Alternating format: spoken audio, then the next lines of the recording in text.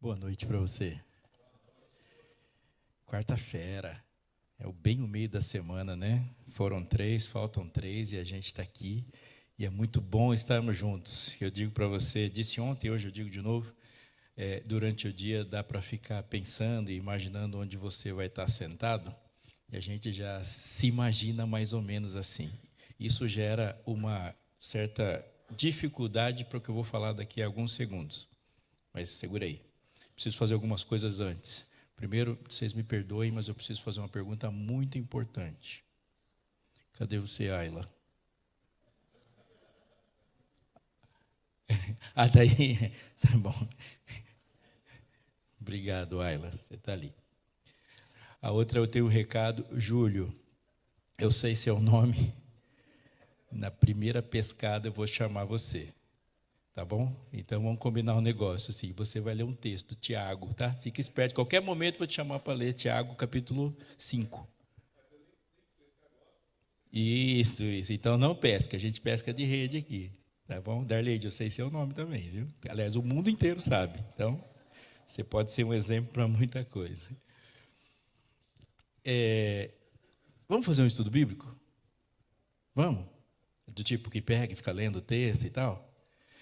Só que eu preciso combinar um negócio com você.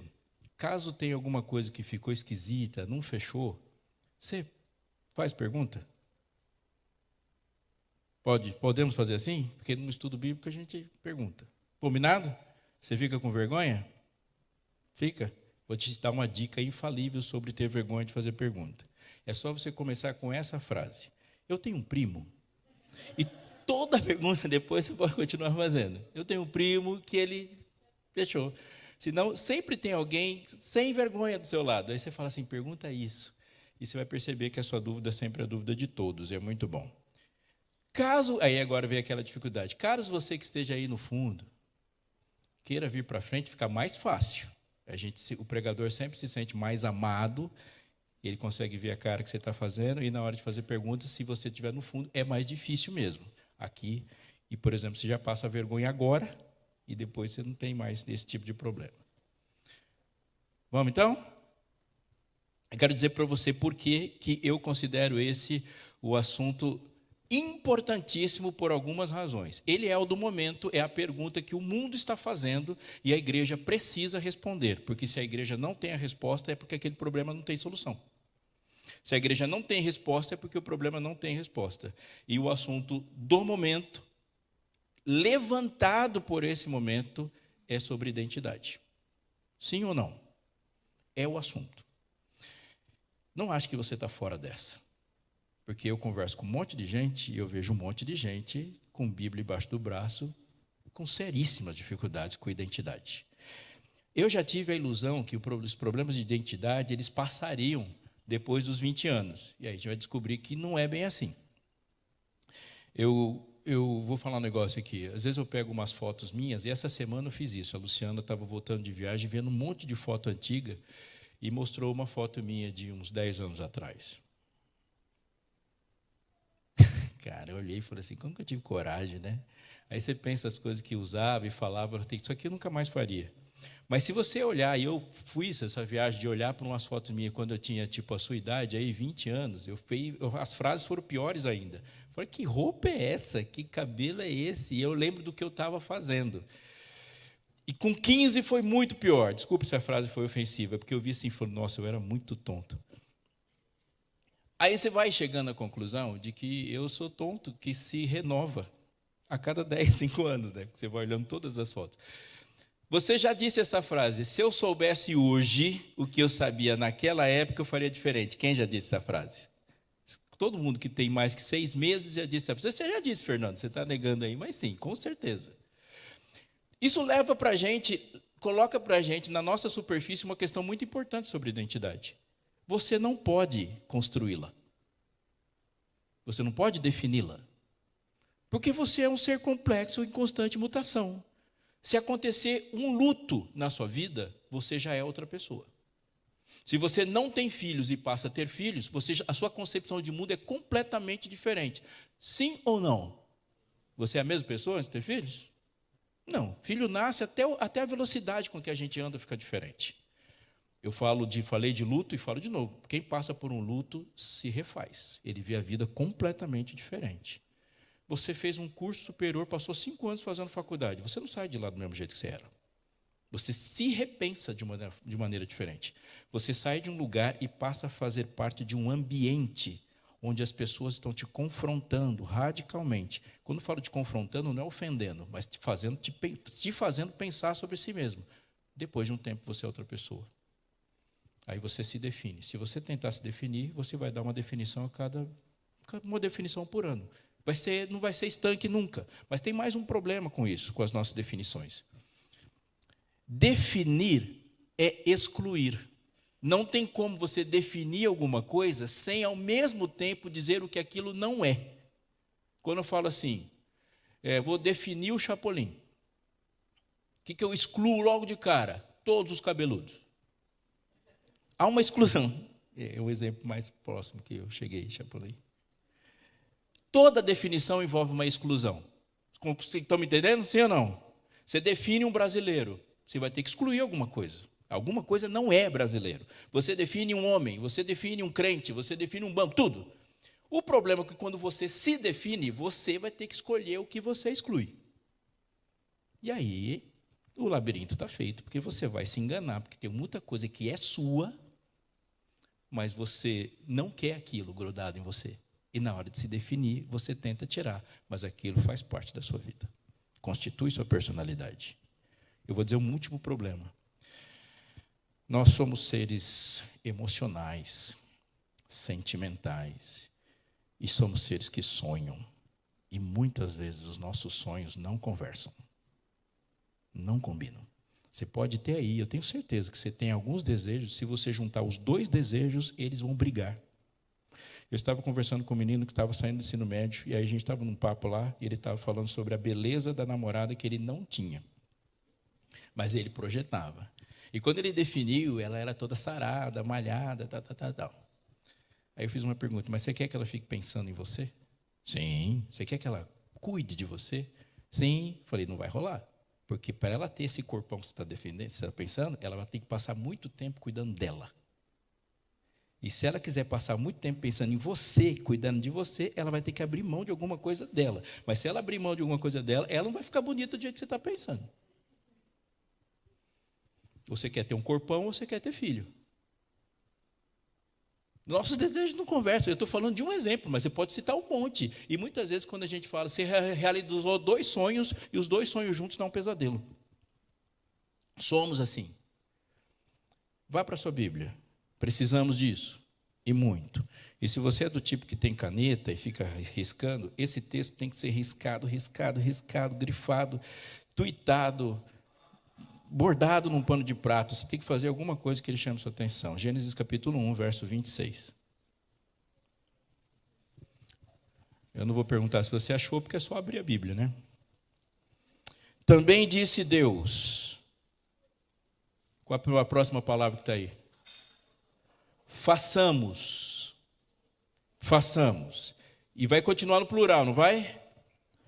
Façamos o homem a nossa imagem, conforme a nossa semelhança. Tenha ele domínio sobre os peixes do mar, sobre as aves do céu, sobre os animais domésticos, sobre toda a terra e sobre todos os répteis que rastejam sobre a terra. Tem um monte de informações aí e nenhuma pode ser perdida. Primeiro, ele não diz, farei o homem à minha imagem. Ele vai no relato da criação, desde o haja luz, falando tudo no singular. E viu Deus que era bom, e fez Deus, e viu Deus, e agiu Deus. É tudo singular. Aí, no homem, é a primeira vez que ele fala no plural. Façamos a nossa. E quando ele fala, façamos a nossa, ele vai continuar, porque você pode perceber no verso 27 que ele vai dizer assim, criou Deus, pois o homem, a sua imagem, a imagem de Deus o criou, e como que termina aí? Homem e mulher os criou. Plural, plural. Um Deus plural faz um homem plural. Deus não é uma pessoa. Deus são 3 pessoas em unidade. E como que ele faz um homem? Uma só carne. 2 pessoas distintas, mas ele é formado como unidade. Por que a nossa unidade é tão forte e tão fortemente falada na Bíblia? Porque ela representa o ponto de onde viemos. Eu falo que aqui tem muita informação e nenhuma pode ser perdida. Eu queria que se você concentrasse muito, mas muito no que eu estou dizendo aqui. Isso define muita coisa de você. A primeira é, Deus fala assim, eu vou te fazer a minha imagem. Isso significa que dessa fala para frente, tudo que está certo em você só pode ser considerado certo se for encontrado nele. Tudo que está errado em você está sendo considerado errado porque difere dele. Porque ele ele diz, façamos o homem à nossa imagem. Mas ele não perguntou para você se você achava legal. Ele não disse, olha, eu vou fazer o homem, depois nós vamos dialogar para ver que propósito que eu dou para ele. Não. E se você perceber, há uma descrição do propósito, uma descrição do projeto, antes da execução do projeto.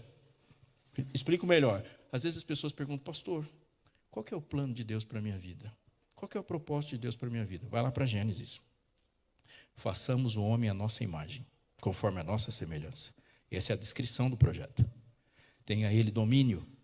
Aí, quando ele descreve o projeto, ele faz algo para que o plano seja alcançado. Eu vou repetir. O propósito sempre é anterior à criação. Deus tem o propósito de criar astros, ele sabe que ele está fazendo e para que ele está fazendo. Para que eles sirvam para marcar para a gente os tempos e as estações. Ele cria as árvores frutíferas e fala, estou aqui criando e já estou dizendo para que isso serve. Se isso não servisse para nada, isso não existiria. Está me entendendo? Sim ou não? Deus falou, eu quero criar alguém parecido comigo, que me reflita, que seja a minha imagem. Qual é a intenção de Deus? Eu quero ser mais conhecido, amplamente conhecido. Eu tenho um projeto para que me conheçam. Eu vou criar alguém à minha imagem. Aí tem dois a imagem. Aí esse dois faz alguém a imagem, e faz outro a imagem, e a imagem de Deus se espalha pelo mundo inteiro. Ou seja, Deus quis espalhar o que Ele é pelo planeta todo. Dá uma olhada nisso aqui. Capítulo 5 de Gênesis. Vou ler a partir do 1, que é legal. Este é o livro da genealogia de Adão. No dia em que Deus criou o homem, a semelhança de Deus o fez. Está confirmando, certo? Homem e mulher os criou e os abençoou. Uau, eu estou lendo a revista atualizada e está escrito assim, ó, e lhes chamou pelo nome de Adão. Talvez na sua Bíblia está escrito humanidade. Tem alguma Bíblia que está escrito humanidade? Ser humano, que é Adão. Nem todas as vezes quando a Bíblia fala Adão, mas dá para entender bem, ele está falando do homem, macho. E muitas vezes ele define, como no texto que eu li anteriormente, ele fala macho e fêmea os criou. Adam, a humanidade, ele lhe chamou. Está percebendo a imagem e semelhança? Quando a gente fala de Deus, podemos estar nos referindo a Jesus Cristo, o Filho? Sim ou não? Sim. Quando eu falo de Deus, eu posso estar me referindo ao Espírito Santo? Sim. Quando eu falo Deus, eu posso estar me referindo ao Pai? Sim. Aqui ele está falando a mesma coisa. Foi feita a minha imagem. Quando você fala humanidade, humanidade é sempre plural. Uma aplicação de cara. Você vai tentar se definir, mas a sua definição sempre será incompleta. Quando chegar para Eva e falar, Eva, se defina, eu sou uma mulher. E o que mais? Eu saí daquele cara. Portanto, tem algo dele em mim e de Deus em nós. Portanto, Eva, para definir-se, precisava contar uma história onde Adão estava. E para Adão se definir, ele precisava contar uma história onde Eva estava. Porque Eva é feita com Adão, para Adão. Adão é feito para ela e ambos são feitos de Deus para Deus. Não há nenhuma possibilidade de uma conclusão de identidade sem que o outro seja envolvido. É só tentar definir masculinidade. Até que alguém perguntar de alguma coisa que você tem, para que serve, você vai ter que precisar de uma mulher para explicar. Porque serve para ela. Eu sou um ser que procria, mas o meu útero está em outro corpo. Porque assim Deus quis que fosse. Uma unidade e todos, quando se unem, entram com aquilo que eles têm. Deus não deu útero para cada pessoa. Mas um tem útero, outro não tem. E quando eles se tornam um, este tem que cuidar daquele útero, porque faz parte da unidade que eles formaram quando se juntaram. É exatamente a mesma lógica da igreja. A igreja tem um dom. Você pode descrever qual dom. Ele não precisa ser o seu, mas no corpo a que você pertence, aquilo está presente e você se relaciona. Me fiz compreender? Sim? Tem algo profundo aqui. O pai é diferente do filho? Sim? Dá para identificar algumas diferenças? Sim, dá para identificar. O pai e o filho não são a mesma pessoa, embora eles sejam unidos de uma maneira que a gente não consiga explicar. O Espírito Santo é diferente de Jesus? É Deus, plenamente Deus, compartilha as mesmas características, os desejos, mas são três pessoas coeternas, distintas e unidas no mesmo propósito. Presta muita atenção no que eu vou te dizer. Deus, eu vou usar uma palavra, é uma heterorrealidade. É por isso que Ele definiu as nossas relações e definiu a nossa sexualidade pela realidade que Ele é. Não está dizendo de um comportamento que se relaciona à moral dos outros. Isso não se refere a um desejo relacionado ao pecado. Toda sexualidade é definida a partir da realidade de Deus. Para que uma sexualidade seja mudada, a ideia de Deus tem que ser mudada também. Me fiz compreender? Os adoradores de Baal, historicamente, constroem a sua sexualidade conforme a sexualidade de Baal. Eles são assim e agem assim. Os de Astarote são assim, os de Zeus são assim, os de Vênus são assim, historicamente. Toda vez que a sexualidade de um povo ela é transformada, é porque a sua crença e a sua religiosidade foi transformada antes, porque sexualidade sempre foi, há milênios, um reflexo da sua religiosidade. Sempre foi. E a Bíblia não nega isso. Eu vou aproveitar para você ler comigo um texto muito importante da Bíblia sobre isso, porque nós estamos falando de identidade. Romanos capítulo 1. E eu acho muito importante que você pense isso, para que quando a gente pregue, atue, seja missionário, a gente tem que atuar onde as coisas de fato devem acontecer. Capítulo 1 do livro de Romanos, eu vou ler um pedaço que Paulo vai repetir isso muitas vezes. Mas olha que diz no versículo 23. Mudaram a glória do Deus incorruptível e semelhança da imagem de homem corruptível, bem como de aves, quadrúpedes e répteis. Por isso, Deus entregou tais homens à imundícia, para concupiscências do seu próprio coração, para desonrar seu corpo entre si.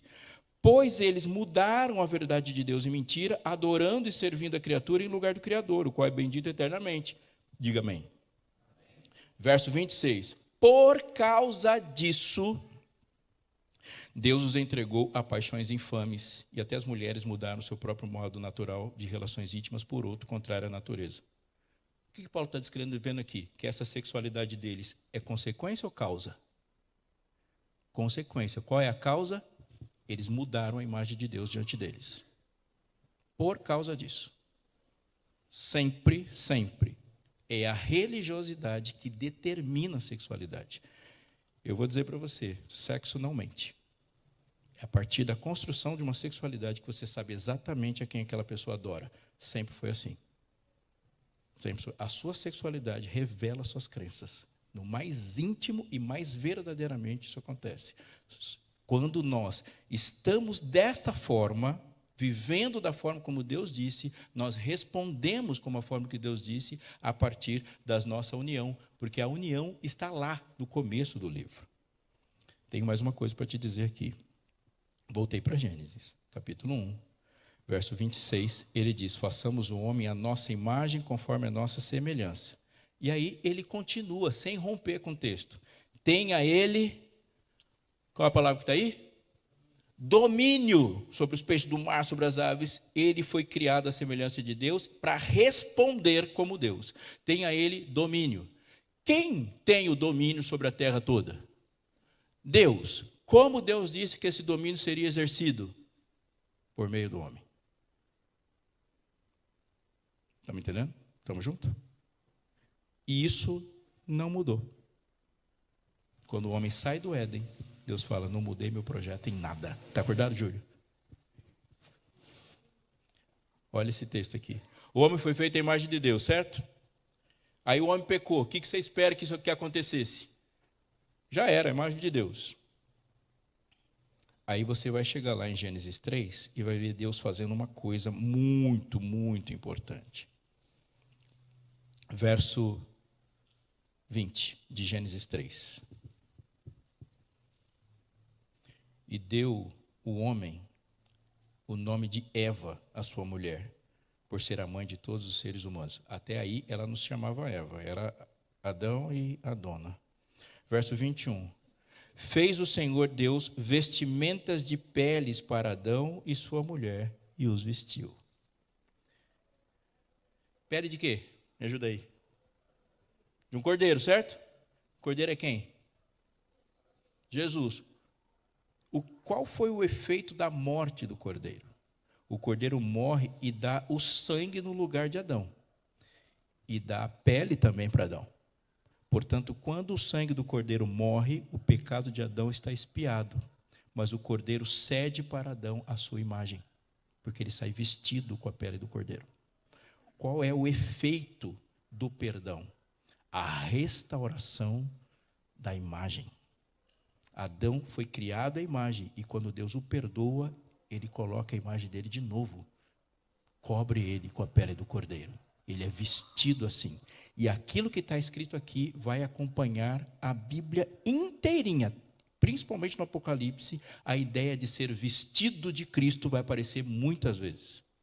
Paulo vai dizer isso muitas vezes, de estar coberto, justificado e defendido, e há uma restauração de uma identidade em Jesus. Vamos resumir umas coisas aqui. É por isso que você vai ver na Bíblia Deus dizendo assim, sede santos. Qual é a razão de ser santo? Porque eu sou santo. E ele fala para você ser justo. E por que você deve ser justo? Porque ele é justo. Nisto conhecereis que sois meus discípulos, se vos amardes uns aos outros. Aquele que não ama não conhece a Deus, porque Deus é amor. Se Deus fosse cruel e vingativo, certamente isso seria um dos mandamentos. Seja cruel, seja vingativo.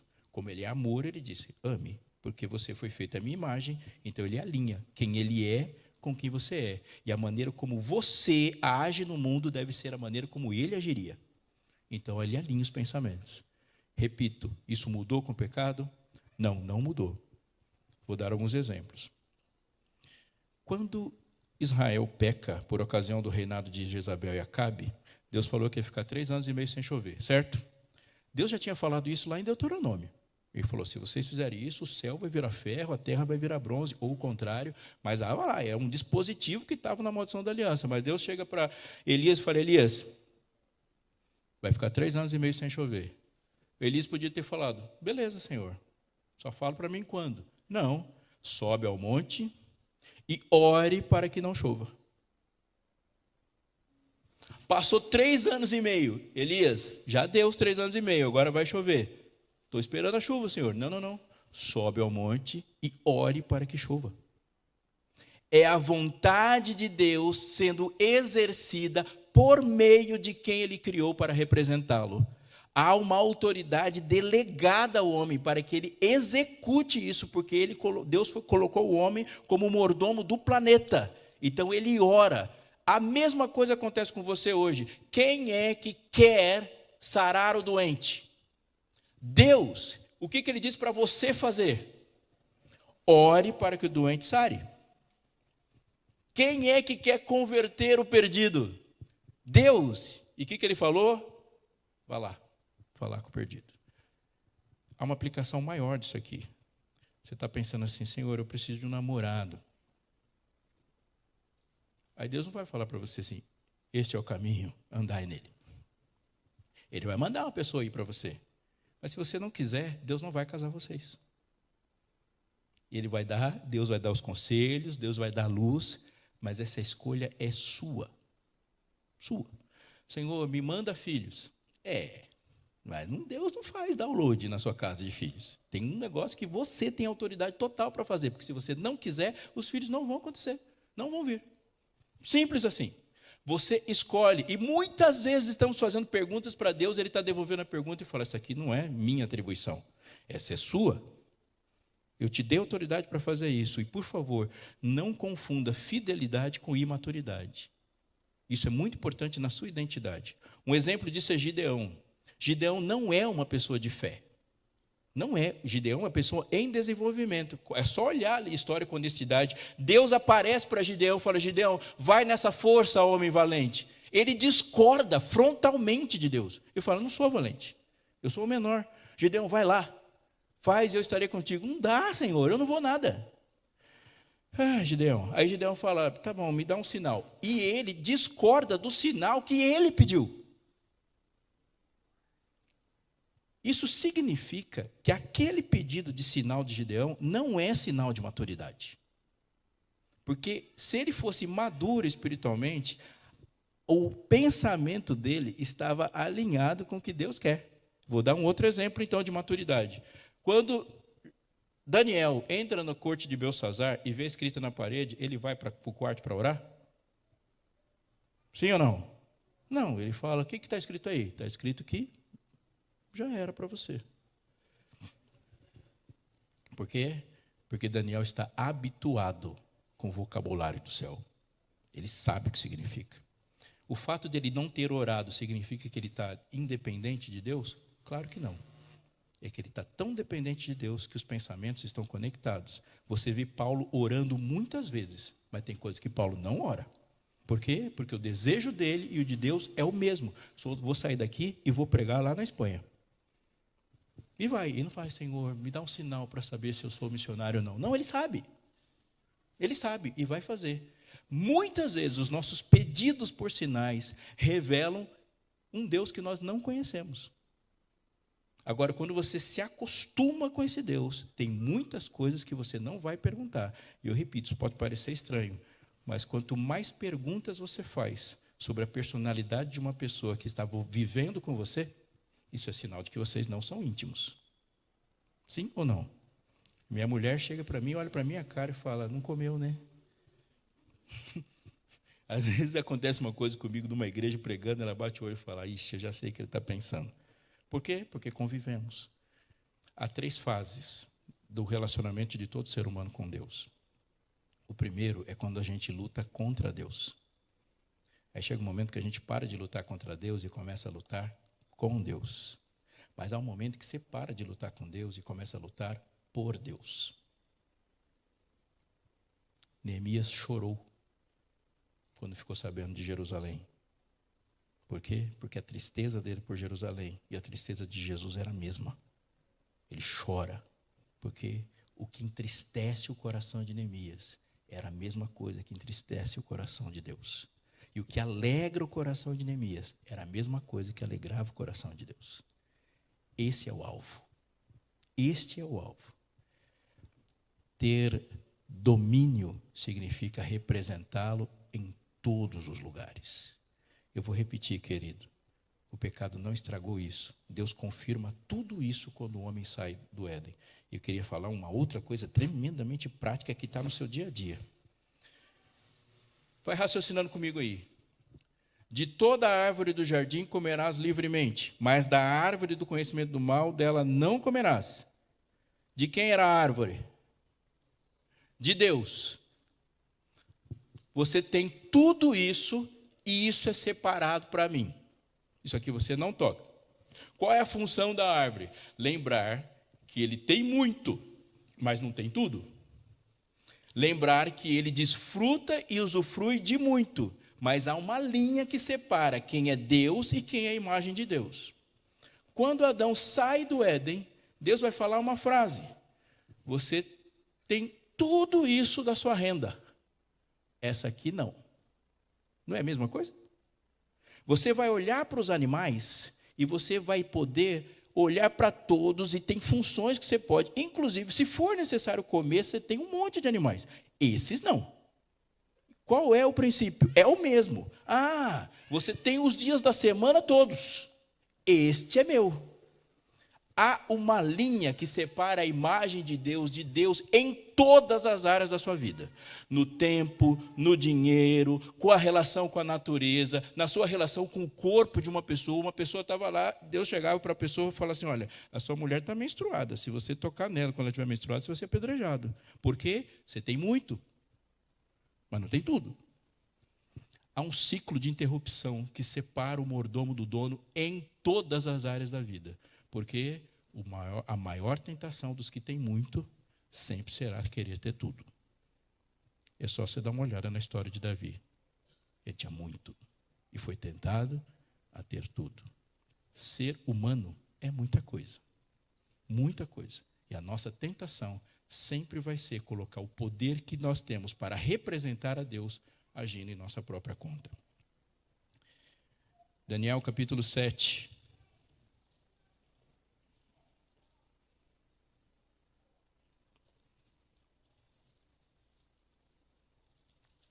Um versículo importante, se você quiser dar uma grifada nesse aí também, porque é muito importante. Capítulo 7, verso 27. Quando Deus diz o resultado do plano da redenção, o resultado do julgamento, o resultado da derrota dos inimigos de Deus, no capítulo 7, verso 27. Achou? Achou? Sim? O reino, qual é a próxima palavra que está aí? O domínio e a majestade dos reinos debaixo de todo o céu. O que está escrito? Vai ser dado para quem? Vai ser dado para o povo dos santos do Altíssimo. O povo dos santos do Altíssimo. E esse domínio do povo dos santos do Altíssimo é um reino eterno e todos os domínios o servirão e obedecerão. Quando Jesus vencer totalmente o mal, ele vai pegar o domínio e vai devolver para você. Hoje nós temos um domínio em luta. Estamos num mundo invadido. E nós temos um domínio em conflito. Chegar uma hora que Deus vai falar, o domínio de volta. Isso tem alguma implicação? Muito. Eu queria que você pensasse profundamente sobre essa implicação. Então, lá no céu... Vai. Não vai. Não vai. Se você pegar qualquer estudo bíblico, qualquer um, você vai perceber que você vai morar no céu por 1000 anos. Você não vai morar para sempre. O céu, e aí eu quero chamar a atenção para muita coisa mesmo. O hino é lindo, viu? Mas você não vai morar para sempre no céu. Isso aí não tá lá. Isso significa, e muito, que Deus não falou assim, deu errado, vocês deram uma estragada, estou fazendo um outro projeto e vocês não vão ser mais da terra e agora vão ser do céu. Ele diz que o reino, o domínio e a majestade debaixo de todo o céu serão dados ao povo do Altíssimo. Pare de tratar você mesmo como intruso e Satanás como um dono. Porque o que a Bíblia diz é que quem sai daqui e não será mais encontrado aqui na eternidade é ele e não a gente. E eu não posso lidar com este planeta como se eu não fosse a pessoa que Deus colocou aqui para dominar o planeta, para exercer a glória de Deus diante de tudo no planeta. E se ele disse lá, quando saímos do Éden, que ele não mudou o propósito, eu também não posso dizer e você também não. Agora quer cantar um hino? O mundo é de meu Deus. Nunca deixou de ser. Não somos inquilinos. Existe uma narrativa, assim, da Bíblia de um povo que sai do Egito. Mas tem uma narrativa também de um povo que chega em Canaã. E trata Canaã como herança. E quem sai de lá é o inimigo, não ele. É o filisteu que sai. É o jebuseu, o ferezeu e outros 10 nomes que terminam com eu. Ele sai, você não. Se a gente pensa no céu como fuga, a gente não vai conseguir pensar em missão como conquista. Satanás não treme quando a gente fala que vai para o céu. Satanás começa a tremer quando você decide trazer o céu para cá. Viver como alguém que é cidadão daqui. Nós não somos só embaixadores de um outro lugar. Nós somos embaixadores de um outro tempo. E somente a igreja pode dizer para o mundo, não somente o que ele é, mas o que ele será. Se a gente não disser isso, ninguém vai dizer. É só você pensar um pouquinho. Raciocina comigo. Vocês têm noção como será a Nova Jerusalém? Você imagina assim, chegando na Nova Jerusalém, batendo o olho assim no muro e falar, exatamente como eu pensei.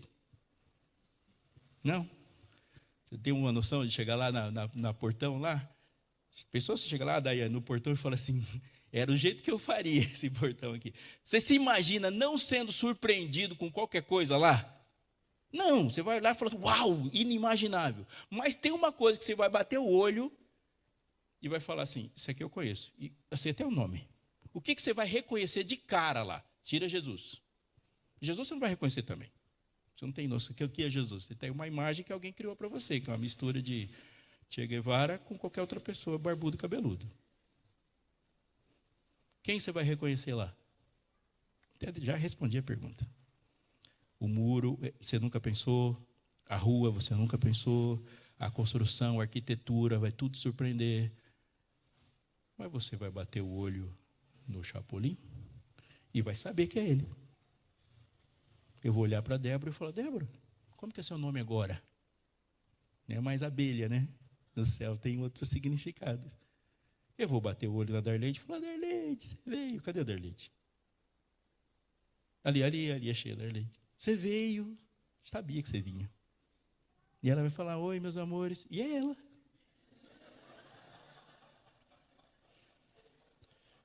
Não é engraçado? Não, é engraçado sim, é maravilhoso para o céu. Porque é o seguinte, tem coisas dela que não desaparecerão lá, porque quem colocou isso nela é alguém de lá.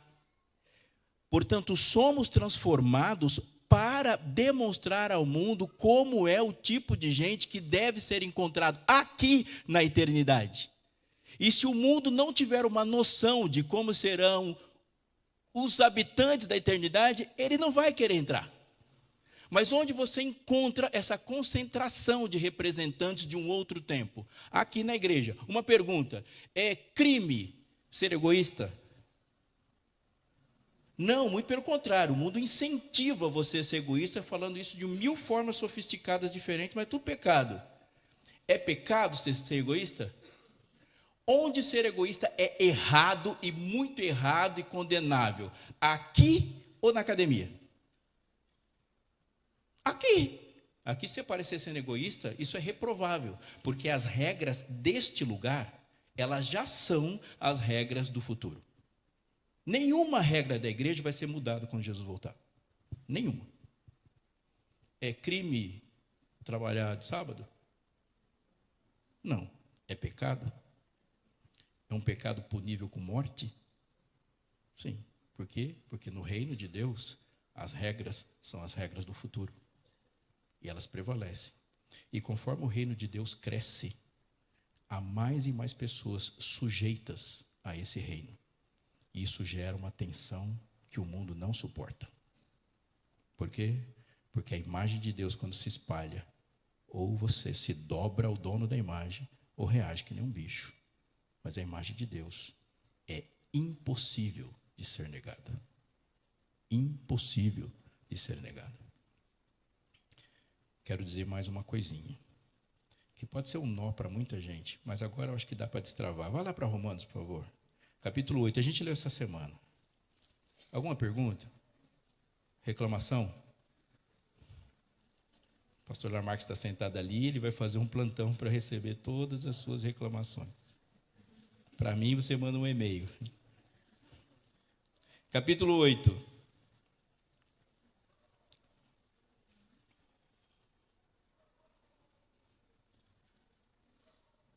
Achou comigo?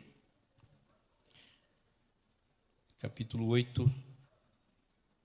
Leio com você a partir do verso 26. Também o Espírito semelhantemente nos assiste em nossa fraqueza, porque não sabemos orar como convém, mas o mesmo Espírito intercede por nós sobremaneira, com gemidos inexprimíveis. E aquele que sonda os corações sabe qual é a mente do Espírito, que segundo a vontade de Deus é que intercede pelos santos. Sabemos que todas as coisas cooperam para o bem daqueles que amam a Deus, para aqueles que são chamados segundo o seu propósito. Um parêntese para dizer isso. Paulo não está dizendo que qualquer coisa coopera para o bem. Todas as coisas cooperam para o bem. Não, ficar maratonando pode não cooperar em nada para o bem. Todas as coisas cooperam para o bem, e tem uma palavra que a tradução, para essa tradução, foi impossível de ser inserida pela construção da frase. Mas o original tem uma palavrinha lá chamada sinergei, que talvez na revista e corrigida está lá. Todas as coisas cooperam juntamente. Você sabe de sinergia? Para o bem.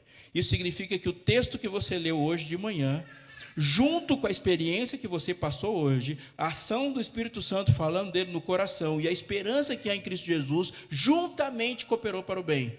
O foco do texto é como as coisas estão trabalhando juntas. Não é assim, você bateu o carro, foi ótimo. Não é disso que ele está falando. Porque o bater o carro pode ser uma experiência para um e uma totalmente negativa para outro, se ele negou o que Deus falou sobre como é a experiência vivida com ele. Estão me entendendo? Tem gente que vai reagir a um luto de uma forma e vai ter a fé reafirmada, e tem outra gente que perde o que não tinha. Porque as coisas cooperam juntas, portanto, você não deve abrir mão de nenhuma ação de Deus na sua vida. Inclusive, essa pessoa que está sentada do seu lado, porque você não sabe o que Deus está usando para te salvar. Pode ser que você esteja maltratando um objeto de salvação. E agora, olha o que diz o texto no verso 29. Porquanto os que de antemão conheceu, agora vem a palavrinha cascuda, né? Também os, está escrito na sua Bíblia, predestinou. Aí, sabe, faz 500 anos que as pessoas estão se debatendo sobre se predestinou. Mas eu quero te chamar para fazer uma coisa muito, muito importante. Ler o texto. Uma parte do mundo fala assim, não, ele predestinou para a salvação. Outro fala assim, não, nem todo mundo é predestinado para a salvação. Mas o texto não está falando de salvação. E quando Paulo fala de predestinação, ele não está falando de salvação. Se a gente responder a quem fala que essa predestinação é para perdição, ou que ele não predestinou todo mundo e fala, não, Deus predestinou para a salvação, estamos respondendo de maneira incorreta também. Porque se todo mundo fosse predestinado para a salvação, não precisava nem pregar o evangelho. Está predestinado. Olha o que diz o texto. Portanto, aos que de antemão conheceu, também os predestinou para quê? Para serem. Você tem escolha de não ter sido feito a imagem e semelhança de Deus? Não, você está predestinado, você não tem escolha nenhuma sobre isso. E você se relaciona com a imagem de Deus o tempo todo. Ele nos predestinou para ser a imagem do Filho. Senhor, eu não quero ser a imagem e semelhança de Deus. Problema seu. Um problemão mesmo. Porque Ele nos predestinou para ser a imagem do Filho. E carregamos a imagem de Deus e nos responsabilizamos com a imagem de Deus o tempo todo. E o julgamento pode ser sintetizado em a pergunta que Deus vai fazer sobre o que você fez com a imagem dele. Quando eu chego em casa, a imagem de Deus na figura de um pai tem que chegar junto, porque se essa imagem não chegar, a minha chegada em casa não é alegre. Você tem que planejar passar tempo em casa. Mas se você passar tempo sem demonstrar a imagem de Deus, o tempo que você passa não é benéfico. Mais do que uma pessoa chegar e ter profundidade de tempo com alguém, é a qualidade da imagem que é demonstrada. Quando você vai para a faculdade, a imagem de Deus tem que chegar lá. E a referência de uma imagem em construção, em regeneração, tem que ser inegável. Mas eu não quero ser imagem. É esse o efeito do pecado. Uma luta contra do que somos, contra o que agora desejamos ser. Mas se esse texto não é suficiente, vá para Efésios. Que é o texto que mais, é a concentração maior dessa frase. Efésios capítulo 1, verso 3. 1, 3. Está comigo? Sim? Achou, Dai? Achou? Bendito Deus e Pai de nosso Senhor Jesus Cristo, aqui, que nos tem abençoado com toda sorte de bênção espiritual nas regiões celestiais em Cristo. Vai lá, vai devagar. Assim como nos escolheu, em quem? Ele nos escolheu onde? Nele. De onde saiu o projeto? Ele não falou assim, eu vou fazer a Patrícia, eu vou procurar a coisa mais da hora que eu conheço para usar de modelo. Ele escolheu de onde? Nele. Uau, isso é demais, não é? Nós existíamos no desejo dele, no coração dele. Ele nos escolheu nele. Quando? antes da fundação do mundo e nos escolheu nele para o quê?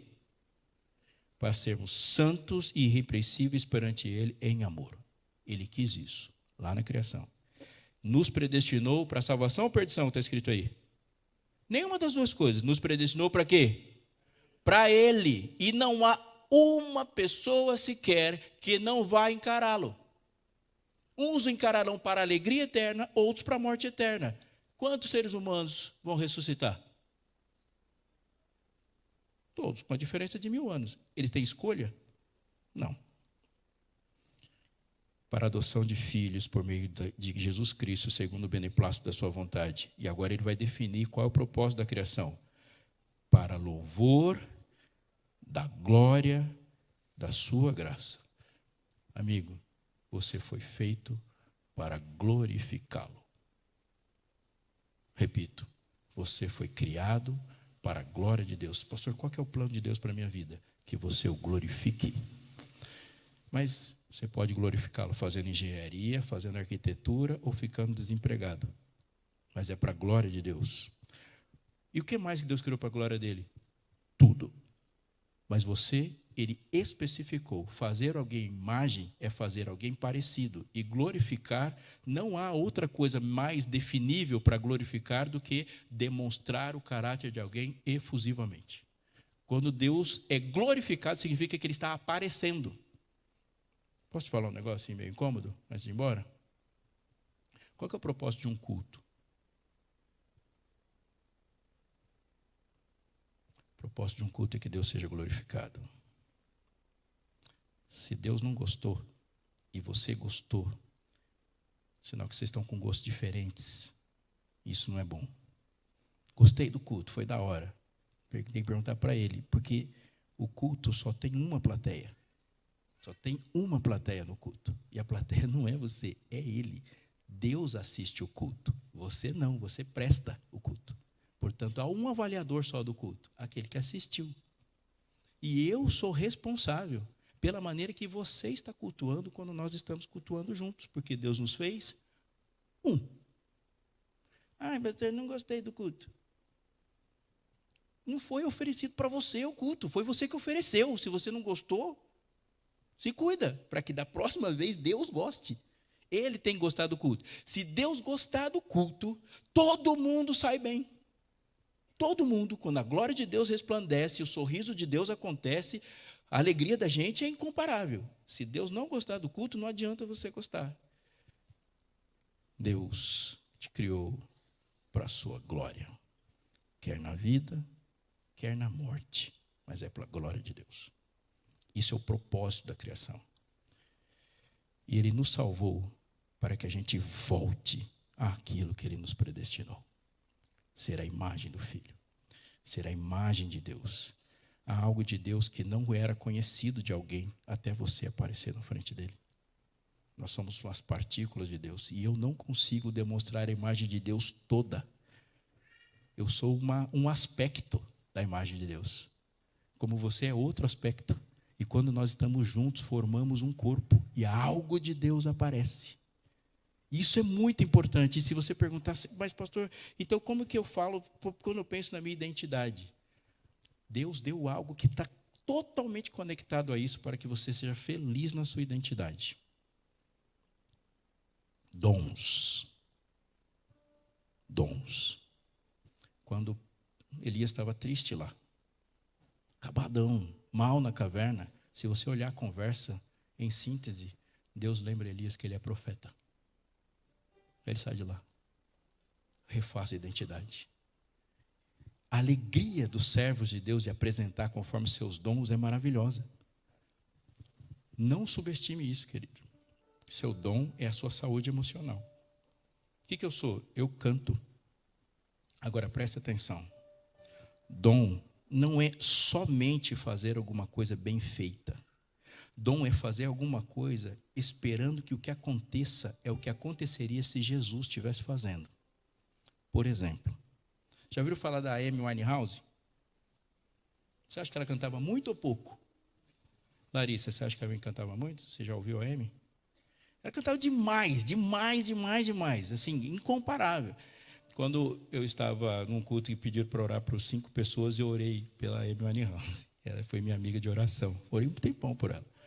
Fiquei muito triste quando ela começou a ir degringolar. Ela tinha um dom. Agora vamos fazer uma pergunta. Quantas pessoas você já ouviu dando testemunho, gravando um Provar e Ver, de que se converteu ouvindo a Amy Winehouse? Eu vi Rehab, eu vi Jesus falando comigo. Não. Mas eu já vi muita gente semitonando aqui na frente e alguém se converter.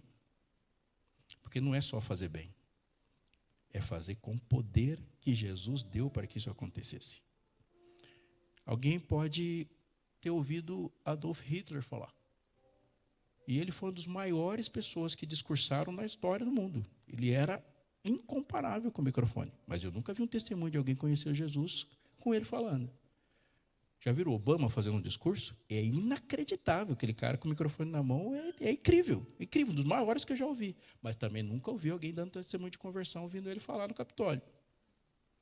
Mas já vi gente falar, nós fica, nós vai para o céu. Já vi um cara pregar lá em Tatuí e falou assim, o Senhor nos fez pó, então me abençoa eu que sou pó, essa poeirada que está aqui. E alguém olhou e falou assim, acho que é isso aí. É isso aí. O que é isso? É a imagem de Deus resplandecendo naquilo que Deus quer fazer. Você tem que fazer tudo bem feito. Mas você tem que estar conectado com Deus, para que você não seja o performático. Espere que a voz de Deus saia a partir da sua. Isso é identidade. Eu sou, você é o que Deus diz que você é. Eu faço, você faz o que seu dom diz para você fazer. Eu penso, você pensa conforme o fruto do Espírito gera no seu pensamento. Nós somos totalmente dependentes da identidade dele. Graças a Deus, porque eu não tenho nada maior para me comparar do que isso. Pensa bem. Um anjo coloca a mão e coloca a asa, cobre o rosto, abaixa a cabeça e diz, santo, santo, santo. Você no ponto de ônibus fala, Pai. Pensou nisso? O anjo lá, reverentemente, santo, santo, santo. Você cai de joelhos em qualquer lugar e fala, Pai querido. Uau, é muita coisa. Eu queria que você pensasse nisso, porque se você não tiver uma concentração fortíssima sobre isso, você não vai saber o que é pecado. Arranhar um Chevette é diferente de arranhar uma Ferrari. E você só dá o valor para o arranhão de acordo com o valor daquilo que o arranhão estragou. Se você passa o tempo todo se achando um lixo, você vai achar o pecado uma pouca coisa também. Mas quando Deus falou para você assim, olha, presta atenção no que eu estou dizendo. Ao vencedor, dar-lhe-ei sentar-se comigo no meu trono. Uau! Assim como eu venci e sentei com meu Pai no meu trono, e vi ao redor do trono 24 tronos. Falou 24 e 12 mais 12, eu já sei quem é essas pessoas que estão lá. A eles foi dada a autoridade de julgar.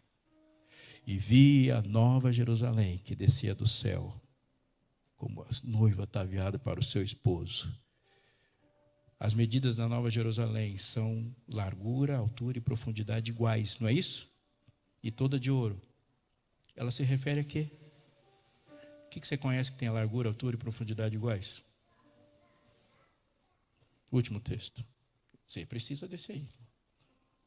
Você está pensando aí o que tem largura, altura e profundidade iguais? 1 Reis, capítulo 6, verso 20. Júlio, 1 Reis 6, 20. 1 Reis, capítulo 6, verso 20.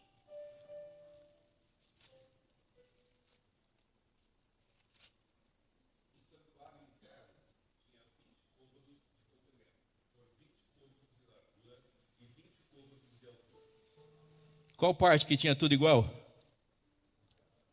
Qual parte do santuário que é tudo igual? O Santíssimo. Quem pode entrar no Santíssimo? E o resto pode entrar? Se entrar lá, o que acontece? O que tem no Santíssimo? A arca. E a arca representa o quê? o trono. A arca é o trono. Ao vencedor dar-lhe-ei sentar-se comigo no meu trono. Vinde, benditos do meu Pai, entrar em posse do reino que vos está preparado desde a fundação do mundo. Filho de rei é chamado de príncipe. É uma vocação absolutamente alta. É um propósito gigantesco, é muito alto. E por causa desse propósito tão alto, que Deus tratou o pecado como tratou. Não era pouca coisa o que o pecado fez. E não era contra pouca coisa que o pecado atingiu. Nunca diga que afastado de Jesus você é alguma coisa. Nunca diga que com Jesus você não é nada, porque isso ofende Ele. Nunca diga. Eu falo, eu te fiz para governar. Quem? Ao vencedor, dar-lhe-ei sentar-se comigo no meu trono, e você vai sentar ao lado do trono, e Deus vai dar a autoridade de governar. E é isso que está escrito lá. Foste fiel no pouco, sobre o muito te colocarei.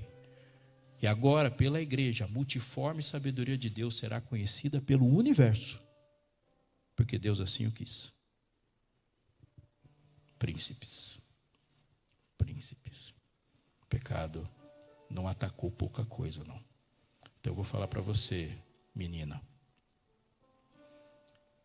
Você não vai ficar se declarando valiosa o tempo todo. Mas se você ouvir o que Deus fala, você não vai aceitar muita coisa, não. Vou falar uma coisa para você que não casou ainda. Você não vai ficar se declarando o bambambam o tempo todo. Mas se você ouvir o que Deus fala, você vai repensar o pecado.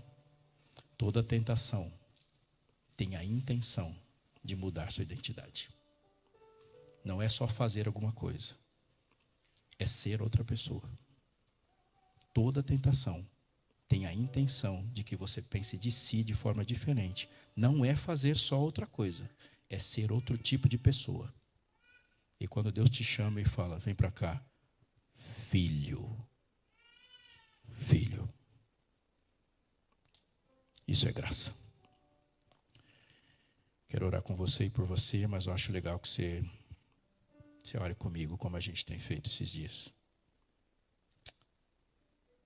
Que você se lembre de quem você é o tempo todo. E deixe que Deus fale. Um dia um homem muito conhecido por ser um escultor. Cadê a Débora que não veio para cá ainda? Ah, está aqui.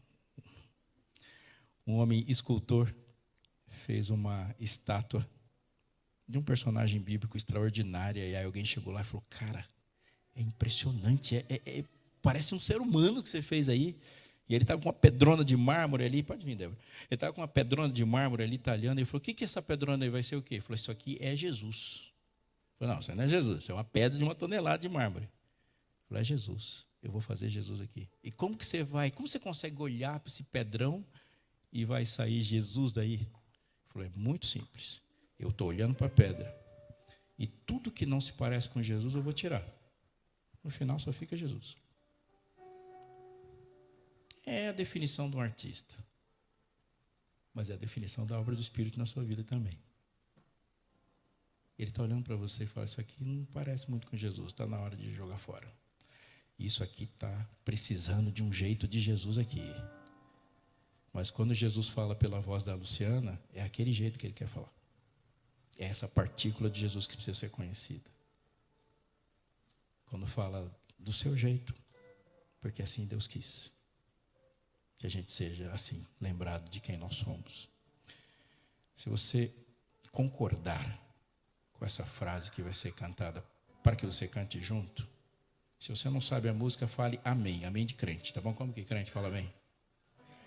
Isso aí. Mas se você sabe e fala assim, esse desejo do meu coração, abra a boca e manda ver. Porque é exatamente isso. Cante dizendo, Senhor, é comigo. Eu não vou nem falar para você ficar em pé conforme, não, já fica em pé agora porque eu sei que você não vai discordar. Mas cante.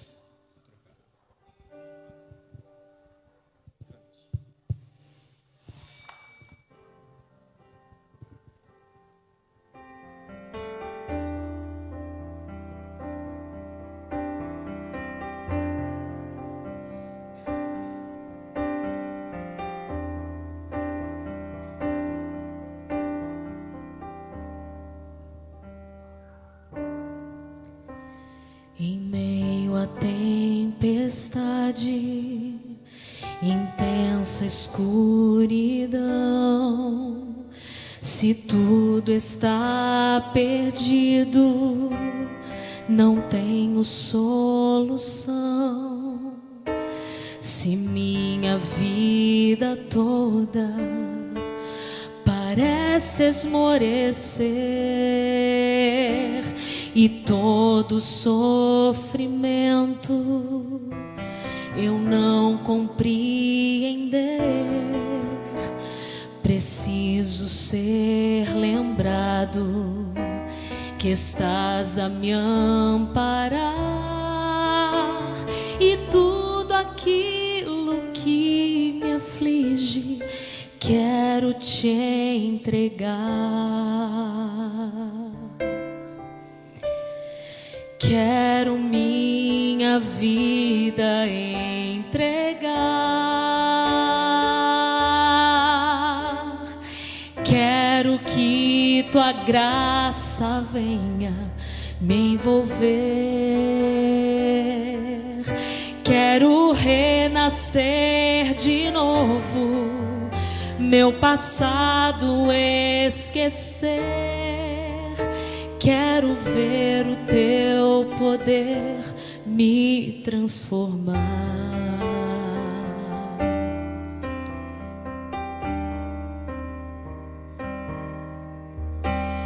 Em meio ao sucesso e êxito sem fim, coberto de vitórias e bênção só pra mim. Se todos os meus sonhos eu puder realizar sem o menor esforço, eu tudo alcançar. Eu preciso ser lembrado que tudo vem de ti, e como consequência eu quero a ti servir.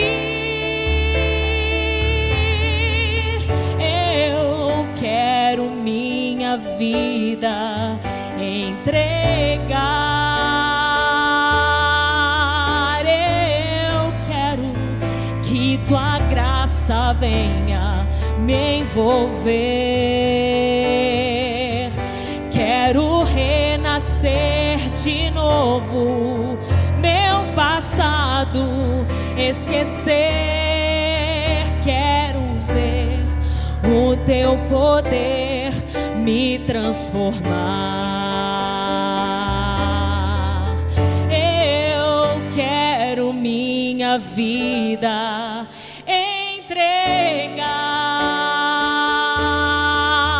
Eu quero que tua graça venha me envolver.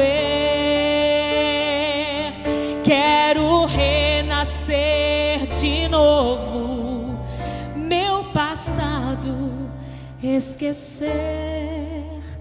Quero ver o teu poder me transformar. Eu quero ver o teu poder me transformar.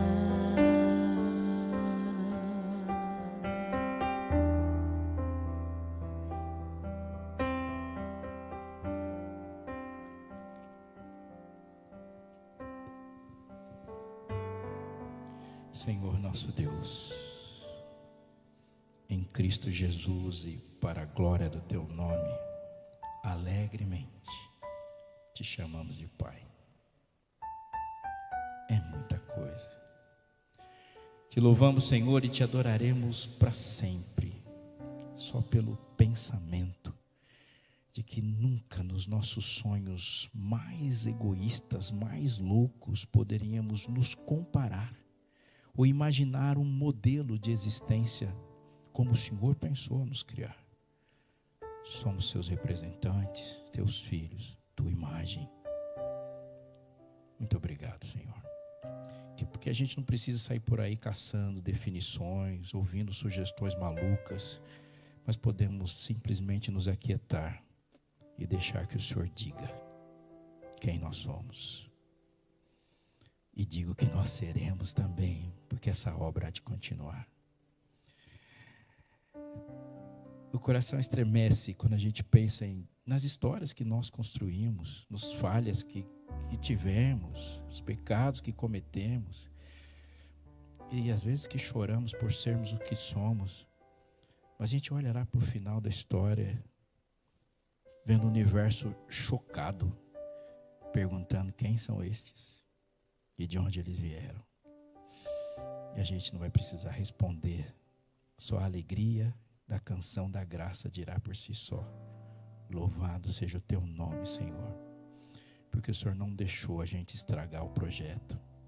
E aqui nos rendemos conforme cantamos. Nossa vida é tua, para o Senhor fazer o que o Senhor quiser com ela, porque confiamos no teu poder, nas tuas boas intenções.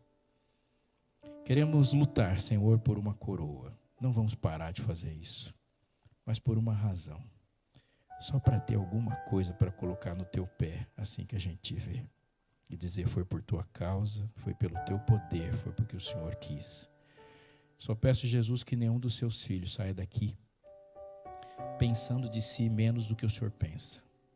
Que a gente desconfie da nossa vontade, dos nossos planos, que a gente sim repense e desconfie do nosso coração, mas nunca de ti, e nunca do que o Senhor faz, e nunca do que o Senhor diz sobre nós mesmos. Senhor, que mães e pais saiam daqui na certeza que o Senhor não errou ao escolher trazer novos seres à sua imagem a partir dessa união. Que pessoas que aqui estão pensando no que fazer ou desperdiçando talento, Pai, deixa eles saberem hoje que os instrumentos simplesmente se entregam e o Senhor produz o resultado.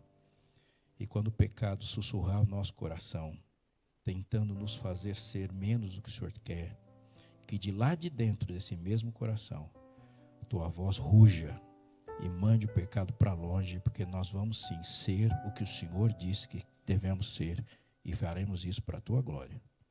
Em nome de Jesus. Amém.